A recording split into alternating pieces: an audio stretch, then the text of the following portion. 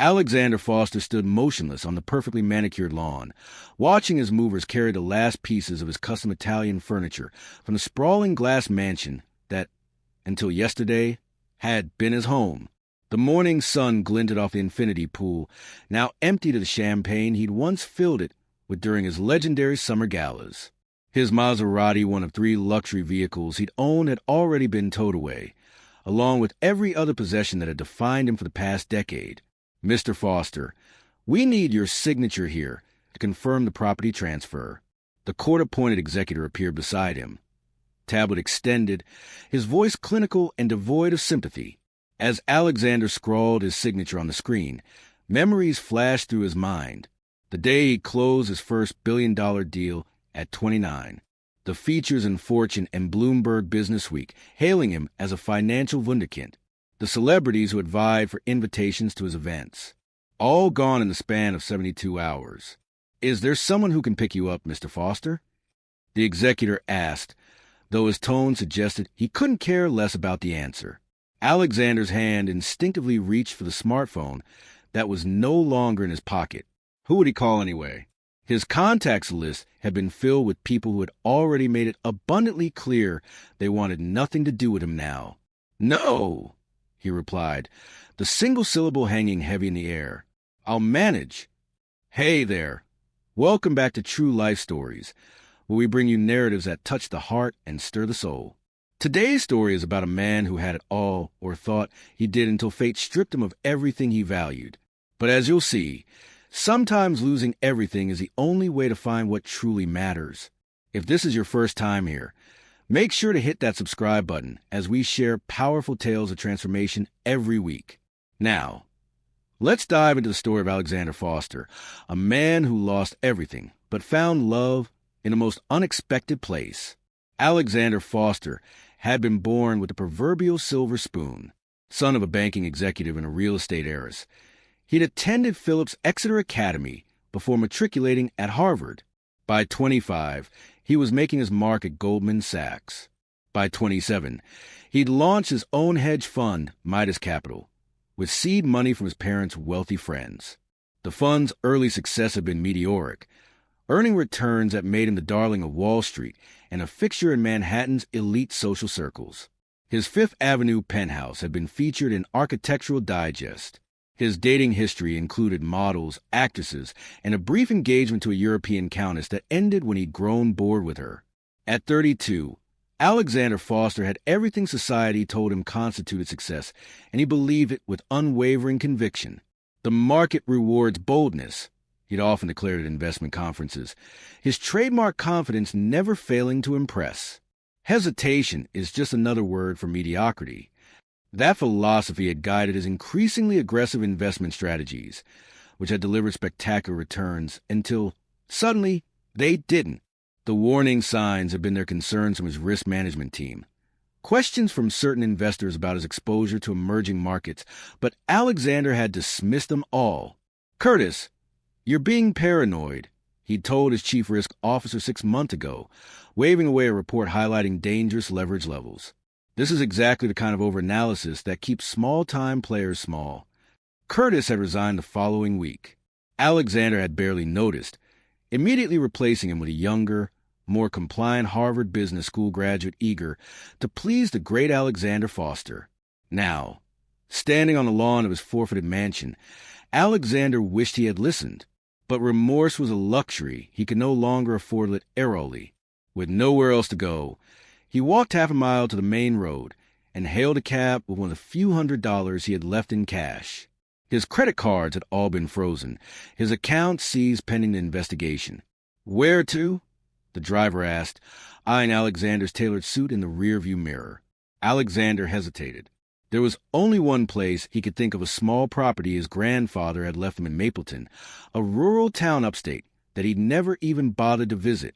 He'd kept it only because the property taxes were negligible and selling it hadn't seemed worth the effort.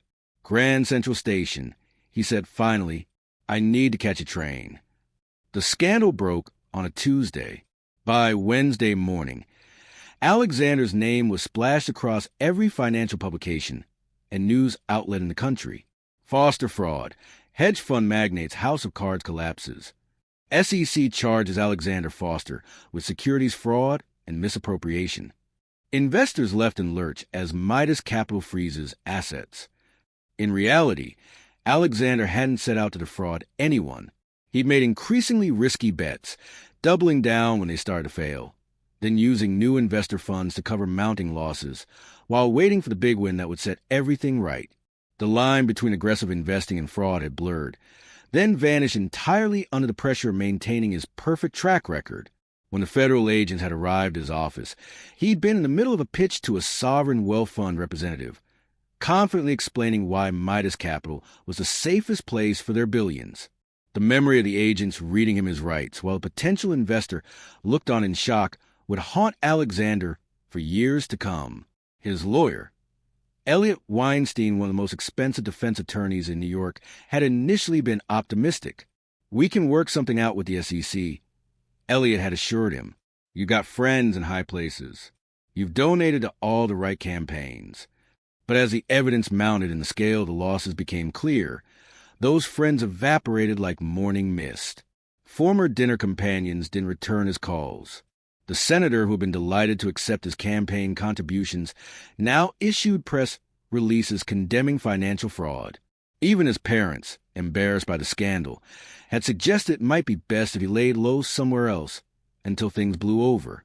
The plea deal had been humiliating but pragmatic: full cooperation, disgorgement of all assets, and a ban from the securities industry for life, in exchange for avoiding prison time.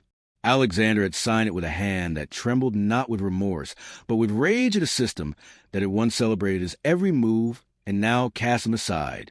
The train to Mapleton was nearly empty. Alexander stared out the window as Manhattan's skyline receded, each gleaming tower a monument to a world that had ejected him. For hours later, he stepped onto a quiet platform in a town that looked like it belonged in another century. There was no taxi stand, no car service to call. Alexander walked the 3 miles to the address he had only ever seen on property tax statements, his Italian leather trousseau a source of pride, now pinching and rubbing blisters on his heels. His grandfather's property turned out to be a small cottage on the edge of town, 2 bedrooms, a dated kitchen, and furniture that hadn't been fashionable since the Reagan administration. Alexander stood in the dusty living room, the reality of his new circumstances closing in around him like the walls of a cell. He was nobody here. Worse, he was nobody anywhere now. Elena Rivera had worked at the Mapleton Public Library for the past 8 years, ever since returning to her hometown after college with a degree in library science and a passion for community service. At 31, she was the youngest head librarian in the county's history, a position she'd earned through dedication rather than connections. She noticed the newcomer immediately. Mapleton rarely received new residents, and certainly none who wore bespoke suits to buy milk at the local grocery store. There was something both arrogant and lost about him, like a king suddenly finding himself in exile. Their first interaction came when he walked into the library one week after his arrival, looking distinctly out of place among the worn wooden shelves and outdated computer terminals.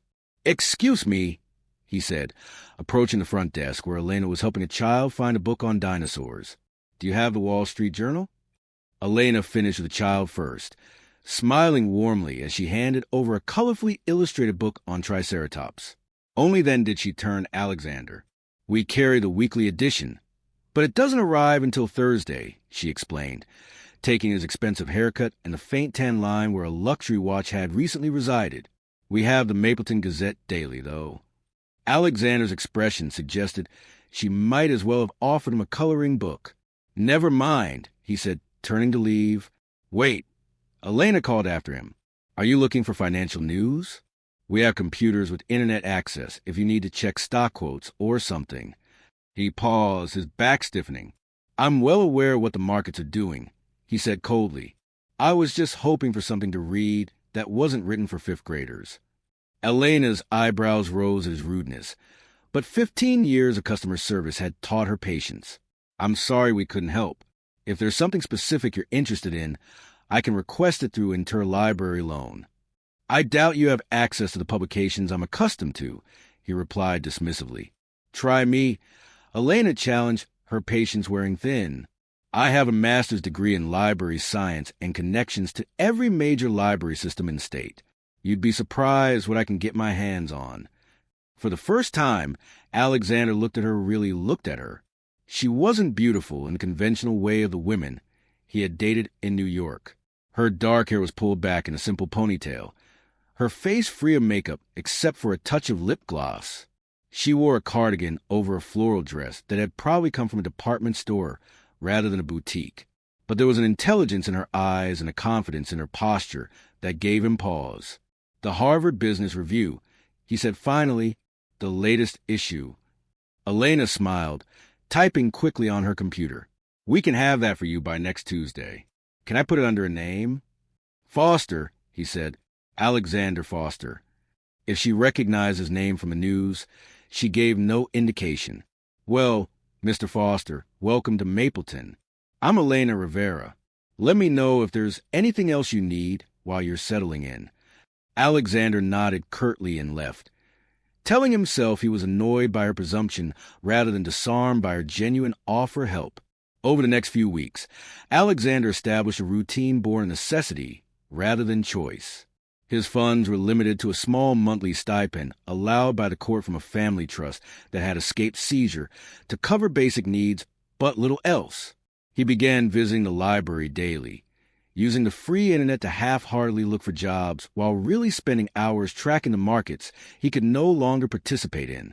Elena noticed his daily presence but gave him space. She observed how he flinched when news alerts about financial scandals appeared on his screen, how he closed browser tabs whenever other patrons walked too close, how he never engaged in a friendly small talk that was Mapleton's social currency. You know, she said one afternoon, approaching with the business magazine he'd requested, we're having a community meeting here tonight about the downtown revitalization project. You might find it interesting if you're planning to stay in Mapleton for a while. Alexander looked up from the computer, his expression guarded. I don't do community meetings. What do you do, then? Elena asked, setting the magazine beside his keyboard. The question caught him off guard. What did he do now? Before, the answer had been simple. He made money. He went to exclusive restaurants. He dated beautiful women. He collected expensive art and rare wines. Now, I'm between opportunities, he said stiffly. Elena nodded, not pushing further. Well, if you change your mind, there's coffee and those cookies from Baker's Dozen that you seem to like. I've noticed you get them from the cafe on 3rd Street sometimes. She walked away before he could respond, leaving Alexander surprised that she had noticed such a detail about his habits. He didn't attend the meeting that night. But the next day, when Elena mentioned that the library's financial literacy program needed volunteers to review some basic materials, he found himself reluctantly offering to look over them. These are full of oversimplifications, he told her later, red pen marks covering the handout she'd given him. You're teaching people to be financially timid rather than strategic.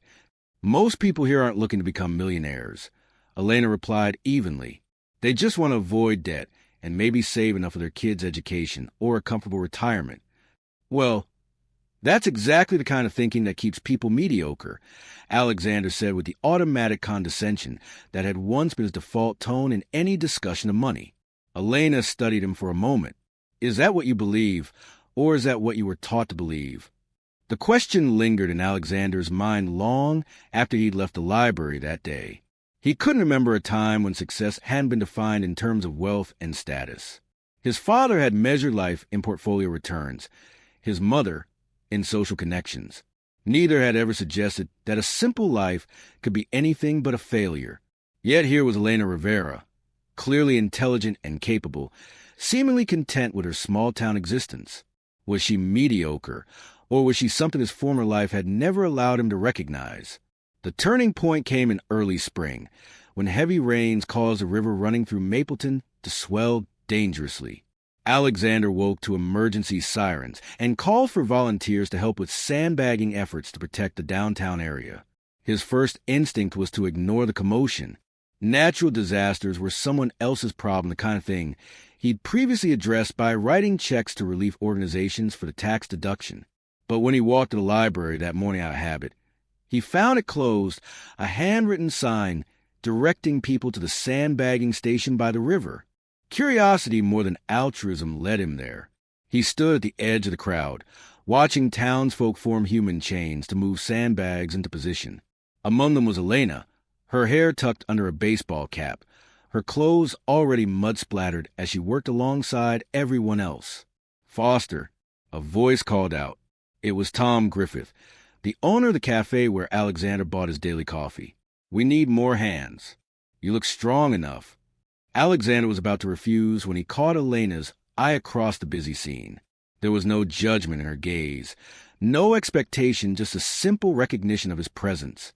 Something in that look made refusal impossible. "I don't know what to do," he admitted as he approached, feeling oddly vulnerable in his admission of incompetence. "Just get in the line," Tom said, clapping him on the shoulder. "Pass the bags along. It's not complicated."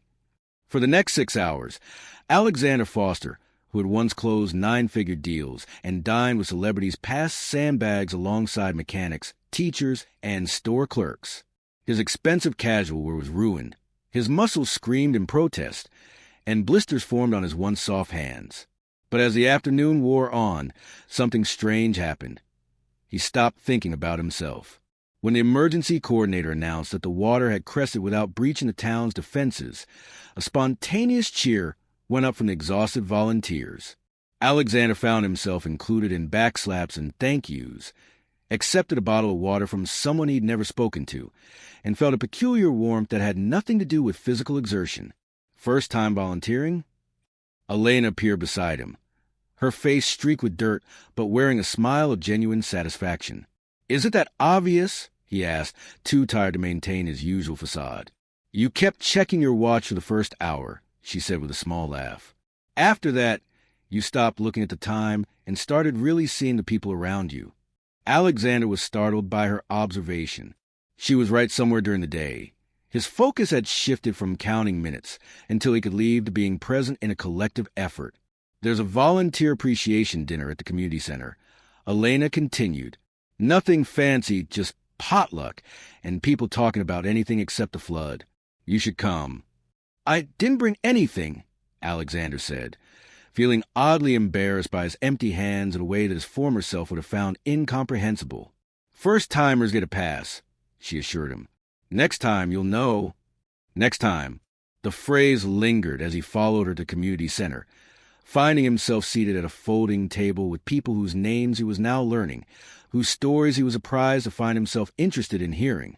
By the time he walked Elena home that night, insisting it was on his way, though it wasn't, Alexander realized he had just experienced the most authentic day of his adult life. "I could return to New York," Alexander told his former colleague James during a rare phone call weeks later. "There are firms that would hire me as a consultant off the books. You'd be working for pennies compared to what you used to make," James warned. "And looking over your shoulder constantly. The industry has a long memory, Alex."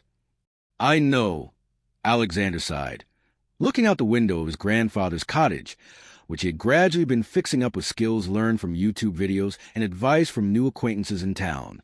"It's just I keep thinking I need to get back to real life." "And what you're doing now isn't real?" James asked. "You sound better than you have in years, honestly. Less wired, more I don't know, human." After hanging up, Alexander considered James's observation. In the 3 months since the flood, he had become involved in several community initiatives, including a financial coaching program at the library that Elena had encouraged him to develop, using his expertise to help people understand money rather than to extract it from them had been surprisingly rewarding.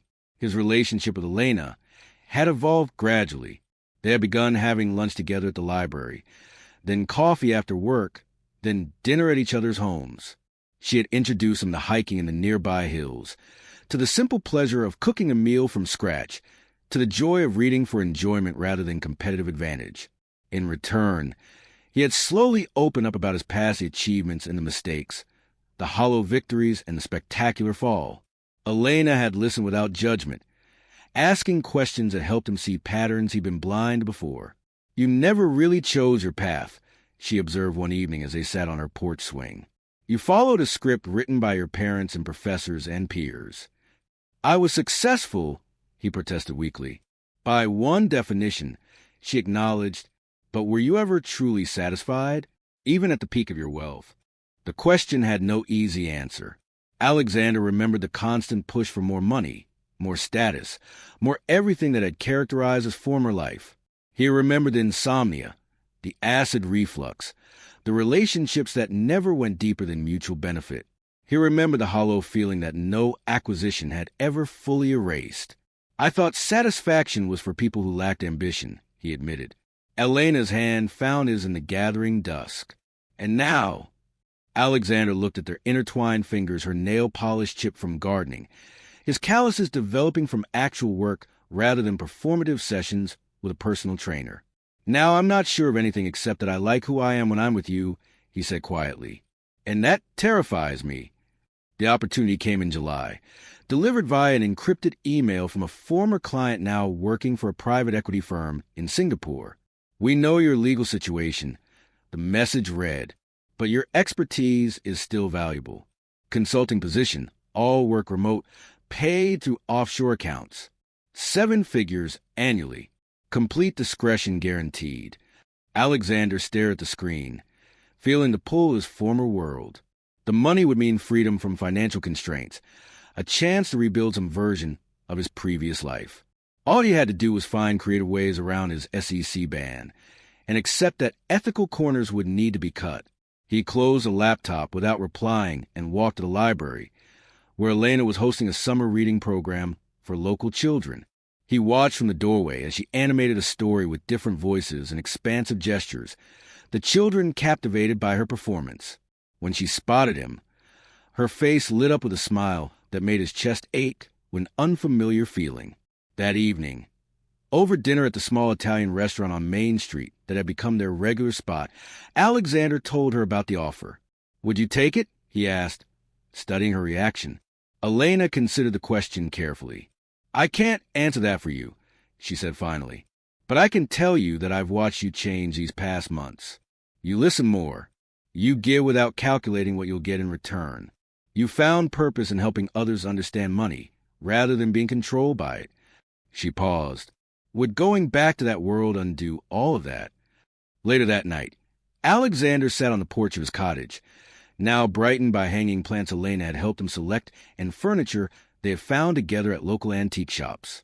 He thought about who he had been before the wealth, the power, the constant gnawing emptiness, and who he was becoming now. The Alexander Foster, who had ruled Wall Street, would have taken the Singapore offer without hesitation. The Alexander who now sat watching fireflies in a small town upstate deleted the email and blocked the sender. When he knocked on Elena's door the next morning, she took one look at his face and knew his decision. "I'm staying," he said simply. "Not just in Mapleton, but in this life we're building." Elena's smile was worth more than any deal he had ever closed. A year after arriving in Mapleton, Alexander stood before the town council, presenting a proposal. He and Elena had developed together a community investment fund that would help local businesses expand while providing modest returns to townspeople who contributed. "This isn't about getting rich quick," he explained to the assembled residents. "It's about building sustainable wealth that stays in our community and benefits everyone." The plan was approved unanimously. As people congratulated him afterward, Alexander felt a sense of pride entirely different from what he had known in his previous career. This wasn't about beating the market or outmaneuvering competitors. It was about creating something that would help people he now cared about. Elena squeezed his hand as they walked home under a canopy of stars. "How does it feel?" she asked, "being the small-town financial guru instead of the Wall Street titan?" Alexander considered the question. Smaller, he admitted, but also fuller somehow. They stopped at the bridge over the river that had nearly flooded the town when he first arrived.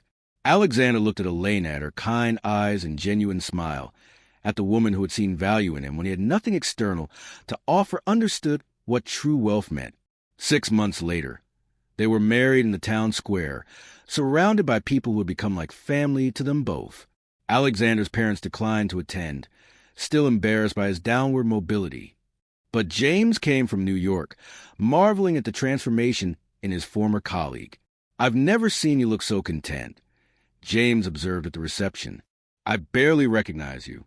Alexander's arm was around Elena as he replied, "That's because you're seeing the real me for the first time." And there we have it. Friend's story of Alexander Foster, a man who discovered that sometimes you need to lose everything external to find what truly matters. From hedge fund manager to community financial advisor, his journey reminds us that our worth isn't measured by our bank accounts, but by the lives we touch and the love we share. Alexander learned that a simple life isn't simple at all. It's rich with genuine connections, meaningful work, and authentic joy. And Elena showed that true love doesn't care about status or wealth. It sees a person behind the possessions. If you found meaning in Alexander and Elena's story, please hit that like button and share your thoughts in the comments below. Have you ever lost something only to gain something more valuable in return? I'd love to hear your experiences.